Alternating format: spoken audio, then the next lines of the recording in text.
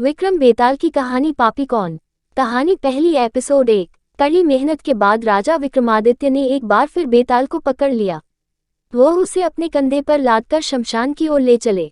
रास्ते में बेताल ने राजा को एक नई कहानी शुरू की और बेताल बोला, एक बार की बात है, काशी में एक राजा था जिसका नाम प्रताप मुकुट था। उसकी एक संतान थी जिसका नाम वज्र मुकुट थी। एक दिन वज्र मुकुट दीवान के बेटे के साथ शिकार करने जंगल गया। काफी घूमने के बाद उन दोनों को एक तालाब दिखा जिसमें कमल खिले थे और हंस उड़ रहे थे।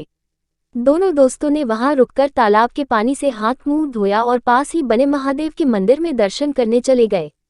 दोनों ने अपने घोड़े मंदिर के बाहर ही बांध दिए। फिर जब दोनों दोस्त दर्शन करके मंदिर से बाहर निकले तो उन्होंने देखा कि तालाब में एक राजकुमारी अपनी सहेलियों के साथ स्नान करने आई। राजकुमारी को देखकर राजकुमार काफी खुश हुआ।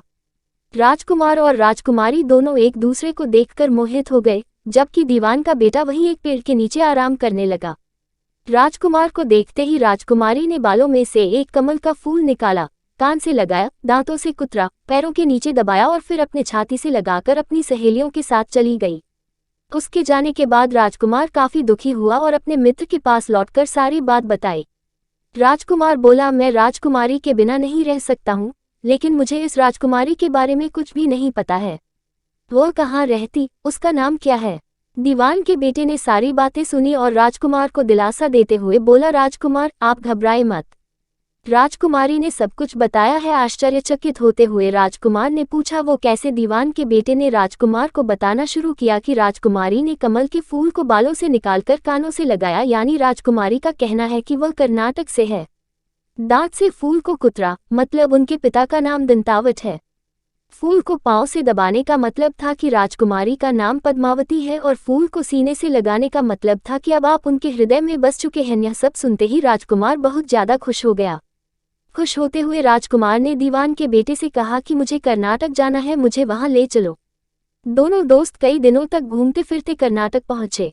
जब वो दोनों राजमहल के निकट पहुंचे तो उन्हें एक चरखा चलाती बुजुर्ग महिला दिखी। महिला को देखते ही दोनों घोड़े से उतरे और उसके पास जाकर कहा, माए, हम दोनों व्यापारी हैं, हम बहुत दूर से आए हैं, हमारा सामान अभी तक आया नहीं है, कुछ दिनों में हमारा सामान भी पहुंच जाएगा, हम दोनों को बस रहने के लिए थोड़ी सी जगह चाहिए। उनकी बातें सुनकर बुजुर्ग महिला की ममता जाग उठी। उसने कहा, बेटा इसे अपना ही घर समझो, जब तक मन करे यहाँ रह सकते हो। इसके बाद दोनों उसके घर में रहने लगे।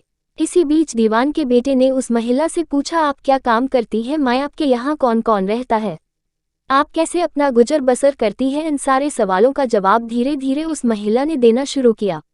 उसने कहा, मेरा एक पुत्र है जो राजा के यहाँ नौकरी करता है। मैं राजा की पुत्री पद्मावती की दासी थी, बूढ़ी हो गई हूँ इसलिए घर में ही रहती हूँ। महाराज खाने को दे देते हैं और पूरे दिन में एक बार राजकुमारी से मिलने चली जाती हूँ। दोस्तों मिलते एपिसोड 2 में। कहानी पसंद आई हो तो हमारे चैनल से को सब्सक्राइब, लाइक, शेयर करें।